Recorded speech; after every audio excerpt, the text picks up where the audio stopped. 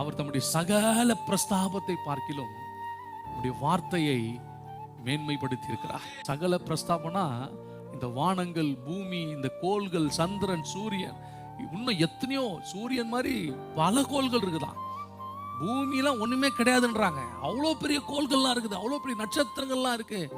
அதெல்லாம் அவருடைய பிரஸ்தாபம். ஆனால் அந்த எல்லா பிரஸ்தாபத்தை பார்க்கிலும் தேவன் எதை மேன்மைப்படுத்தி வைத்திருக்கிறார் என்று சொன்னால் அவருடைய வார்த்தையை. இன்னைக்கு கண்களால் காணப்படுகிற எல்லா பிரஸ்தாபமும் உருவாக்கப்பட்டது அவருடைய வாயின் வார்த்தையினாலே. அப்போ அந்த வார்த்தையை எனக்கு கொடுத்திருக்கிறாரு. அந்த வார்த்தை என் வாழ்க்கையில நிறைவேறணும். பிரியமானவர்களே, எவ்வளோ பெரிய அதிசயங்கள் நமக்காக காத்திருக்கிறது. பெரிய பெரிய ஆச்சரியங்கள் நமக்காய் காத்திருக்கிறது. நீங்க கிரகிக்க முடியாத காரியங்களை செய்யும்படி கர்த்தர் ஆயத்தமாய் நின்று கொண்டிருக்கிறார்.